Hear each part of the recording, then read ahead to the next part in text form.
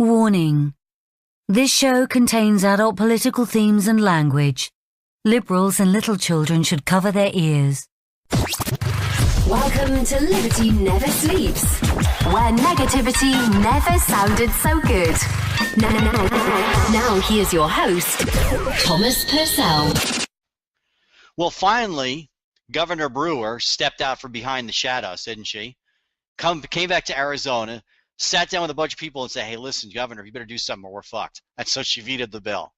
Everyone's debating now about why Governor Brewer vetoed this bill. Who cares? Who cares why? You know, everyone's acting like governors act or, pass bills or veto bills out of the goodness of their heart or careful legal consideration. Bullshit. It's all about money. It's always been all about money. It's about money with Obama. It's about money with anybody else who passes or vetoes bills in any state. So I don't know why they're beating her up about it. She looked pissed. Did you see that press conference where she came out and basically said, it's a bad bill because there really isn't a fucking problem? It's like that's what she said. She said basically what we were talking about on our show. Hey, guys, there really isn't a problem yet. When there's a problem, come to me. And she went into how bad we need things on CPS and legislation, and she bitched out the Arizona. You could tell she was pissed because she bitched out the legislature. She says, I was talking about CPS. We've got so many problems facing this state, and you guys sent me this piece of shit bill, and now I got to veto it. That's really what she said, and then stomped out of the room. She didn't look so good. I don't know what it was. I mean, I don't know if she got enough spackle on her face to kill a horse. She just, I understand that women as they get older, they don't age well, women in general. They got to get cosmetic surgery or different makeup or whatever. She didn't look good. She looked like she hadn't slept in a while too. I don't know why. I mean, everyone was acting like, well, what will she decide? And I'm like, you kidding? She can't do anything but veto that bill. Did anybody from the legislature sit down with the governor and say, hey, listen, we're about to pass some legislation that's going to cause a shitstorm. Are you gonna pass this bill, or are you gonna veto it? Because there's no sense sending it to your desk. We can let it sit in committee until the time's better.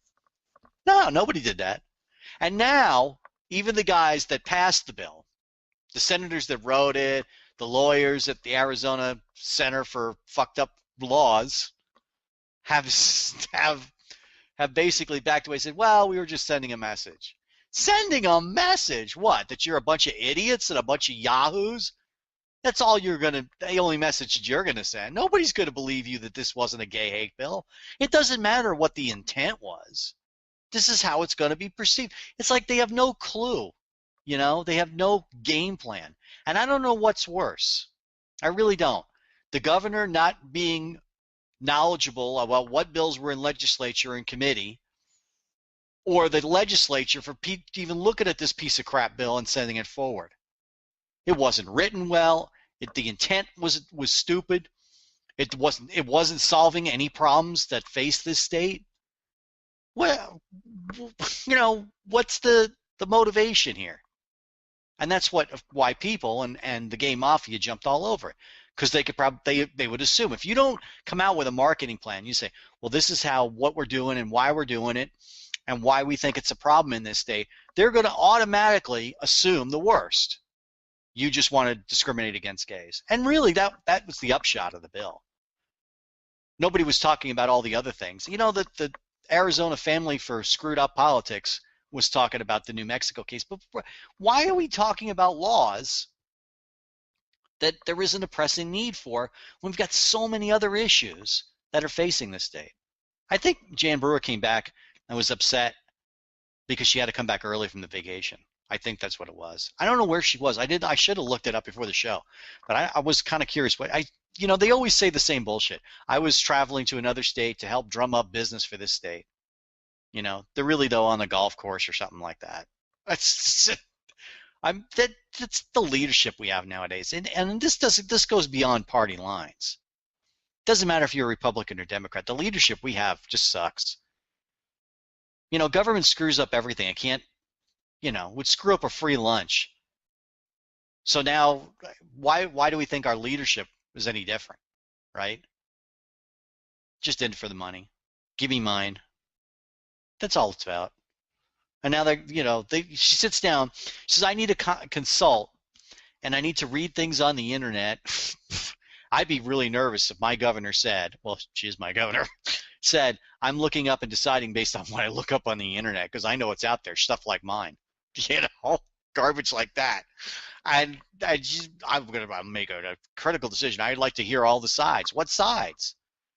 Does a business owner have a right to discriminate against gays and use religious rights as an excuse? The way the law is written now, there's all kinds of caveats if you claim that a request for service can be denied because of religious reasons under the current law. You've got to show that that's your religion. You have to have some background in it. You can't just one day wake up and say, I'm an Amish, so I'm not going to pay taxes. You've got to show established background, and you have to have a real reason why it violates your religion. You have to quote religious law. There's all kinds of things that you have to present to a judge in a case like that. That's good. That's the way it should be. But really, ultimately, does a business owner have a right to refuse service to anyone? I've always believed they did. But the federal government has a very strict law about that. It says you can't refuse service to somebody who's in a protected class. You can't refuse somebody just because they're black, just because they're white. And there's reasons for that. Because what you'll end up is with a segregated society. Because you know how people are. People are ignorant. People are narrow-minded. If your money's green, I don't care if you're gay, white, blue, black, or red. Money's green. Take it. But be that as it may, that's the law that we have. And unless you repeal that law, there's no sense in making another law. It really isn't. Gays are in a protected class. And the law that we currently have now, what's called an RFRA, is very restrictive on what you can turn people down for. That's the way it should be. You don't want to be everybody goes running around willy-nilly. I'm a libertarian. I'm pretty free-minded about free markets, but you got to have some basic ground rules. Otherwise, you end up with a segregated society. That's the bottom line. So she was pissed. I could tell, everyone's saying, why'd she turn down? She turned down, she was pissed. But the thing was, she says, I'm looking on the internet, I'm examining the bill, but she, here's what happened. She came back to Arizona. She met with the Arizona Chamber of Commerce, and they said, hey, listen, unless you vetoed this bill, we're fucked. And we're not going to donate to any campaign for the Republicans going forward in this election. So she says, okay, I'll veto it. That really was what happened. But everyone's beating her up for that. That's normal. That's how society works. That's how politics works. If you can't win an election office, then there's no point in even having one, because you got to have money to do anything in politics. So I understand that. I don't think it was so much about the Super Bowl, because frankly, most politicians know the reality is that a Super Bowl costs you as much money as you make on it. And besides, Glendale was moving the Super Bowl committee was moving the events, like the pre-party or whatever they call it, down to downtown Phoenix, away from Glendale. So Glendale's going to take it in the shorts for the security and the cost of the Super Bowl.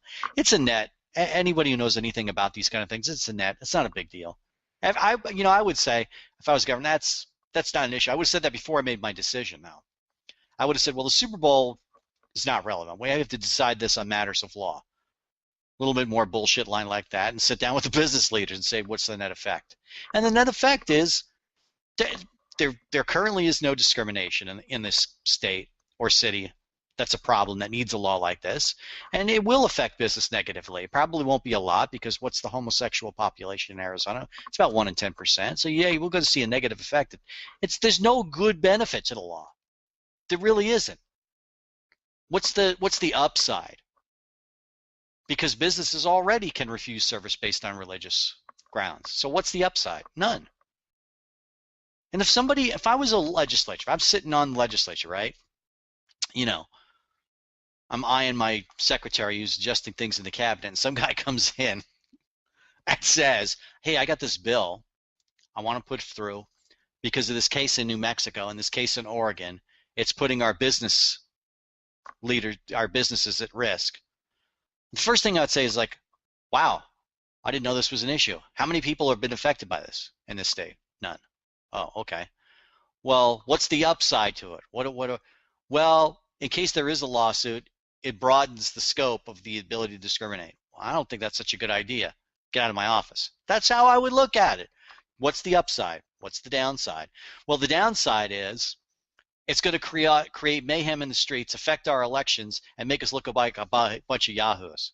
Well, I don't think we should pass that. Doesn't anybody have any common sense? Anyway, we talked all this week about 1062. It's time to drop the subject. It's over. She vetoed it. And unless somebody's looking to pick a fight, this is an issue that I hope will die. But it's going to turn back up at the election. When guys run for re-election, they're going to say, you were the one who passed 1062.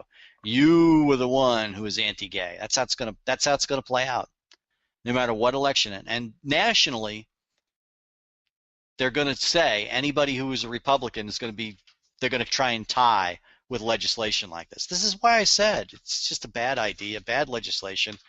It's like nobody knows what the optics of things anymore. Nobody looks at these things from a reasonable point of view. The president looks at everything like that, and the only thing he looks at. That's why he's president. That's why he's running amok. Have you been watching the news? He's got all kinds of things going on and bizarro things in government that he's just getting away with because nobody will stop him. Nobody will stand up to him and say, excuse me, that's fascism. Or, excuse me, that's communism. Excuse me, that's a violation of your oath of office. Excuse me, that's the Constitution. Nobody's doing that. A few are. And they're getting beaten up for it. Speaking of